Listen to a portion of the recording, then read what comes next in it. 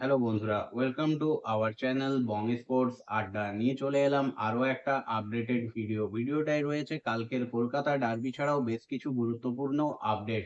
তাই ভিডিওটা স্কিপ না করে সম্পূর্ণ দেখার অনুরোধ রইল। ভিডিওটা শুরু করব মোহনবাগানের প্রাক্তনী হুগো বুমাসের আপডেট দিয়ে। কালকেই কিন্তু মোহনবাগান সুপার জায়ান্টের এই অ্যাটাকিং মিডফিল্ডার মরক্কোর 28 বছর বয়সী হুগো বুমাস মোহনবাগানকে অফিসিয়ালি বিদায় জানিয়েছিলেন এবং আজকে তিনি অফিসিয়ালি যোগদান করলেন উড়িষ্যা এফসিতে। উড়িষ্যা এফসির তরফ থেকে তার যোগদানের খবরটা কিন্তু অ্যানাউন্সমেন্ট করা হয়েছে। একটা মাল্টি ইয়ার ডিলে হুগো বোমাস কিন্তু উড়িষ্যা এফসিতে জয়েন করেছেন, অর্থাৎ আবার আমরা উড়িষ্যা এফসিতে হুগো বোমাস এবং সার্জিও লোবেরার জুটিকে দেখতে পাবো। এর আগেও কিন্তু তিনি সার্জিও লোবেরার আন্ডারে যথেষ্ট ভালো পারফরমেন্স মেলে ধরেছিলেন। মোহনবাগানে আসার পরেও কিন্তু হুগো বুমাস বেশ ভালো পারফরমেন্স দিচ্ছিলেন, তবে লাস্ট সিজনে তার পারফরমেন্স কিছুটা পড়তির দিকে ছিল এবং হাবাস কোচ হয়ে আসার পর তাকে কিন্তু আনরেজিস্টার্ড করে রেখে দিয়েছিল মোহনবাগান সুপার জায়ান্ট। সেখান থেকেই তার কিন্তু দলবদলের জল্পনা শুরু হয়েছিল এবং বেশ কিছুদিন আগেই জানিয়েছিলাম তার উড়িষ্যায় যাওয়া কিন্তু সময়ের অপেক্ষা। আজ সেটার অফিসিয়াল কনফার্মেশনও চলে এসছে। এরপর চলে যাব সিএফএল এ আপডেটে। সিএফএল এ কালকে কিন্তু বড় ম্যাচ, হ্যাঁ, বাঙালির চিরচারিত ডার্বি। সেই ডার্বিতেই কালকে মুখোমুখি হবে মোহনবাগান সুপার জায়ান্ট এবং ইস্ট বেঙ্গল। বর্তমানে কিন্তু মাঠের বাইরে দু দলের সমর্থকদের মধ্যেই ডার্বি চলছে আনোয়ার আলীর সাগাটাকে কেন্দ্র করে। সেখানে সোশ্যাল মিডিয়ায় দু দলের সমর্থকেরা একে অপরকে কিন্তু কড়া টক্কর দিচ্ছেন।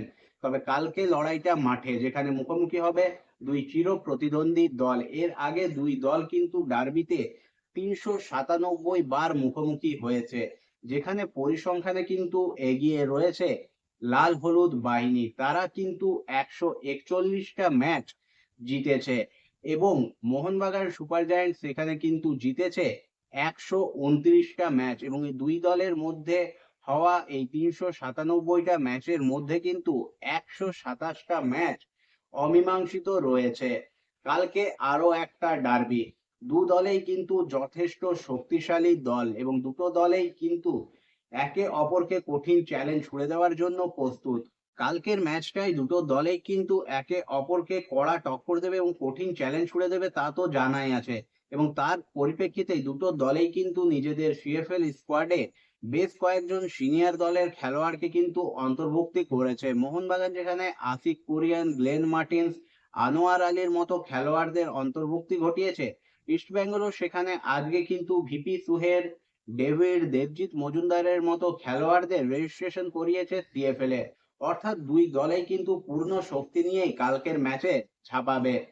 দুটো দলেই কিন্তু লাস্ট দুটো ম্যাচের দিকে যদি তাকানো যায় তাহলে দেখা যাবে ইস্টবেঙ্গল যেখানে লাস্ট দুটো ম্যাচেই জয় তুলে নিয়েছে, মোহনবাগান সুপার জায়ান্ট সেখানে কিন্তু দুটো ম্যাচেই ড্র করেছে।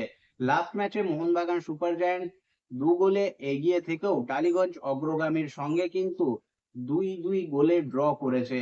অন্যদিকে ইস্টবেঙ্গল প্রথমে পিছিয়ে পড়লেও 3-1 গোলে জয় তুলে নিয়েছিল। অর্থাৎ এই মুহূর্তে ইস্টবেঙ্গল 2 ম্যাচ খেলে যেখানে 6 পয়েন্ট পেয়েছে, সেখানে মোহনবাগানের সংগ্রহ মাত্র 2 পয়েন্ট। মোহনবাগান রয়েছে 9 নম্বরে, ইস্টবেঙ্গল সেখানে রয়েছে 3 নম্বরে। অর্থাৎ দুটো দলের মধ্যে যে ডিফারেন্সটা দেখা যাচ্ছে সেটা জাস্ট কিন্তু পয়েন্ট টেবিলের ডিফারেন্স।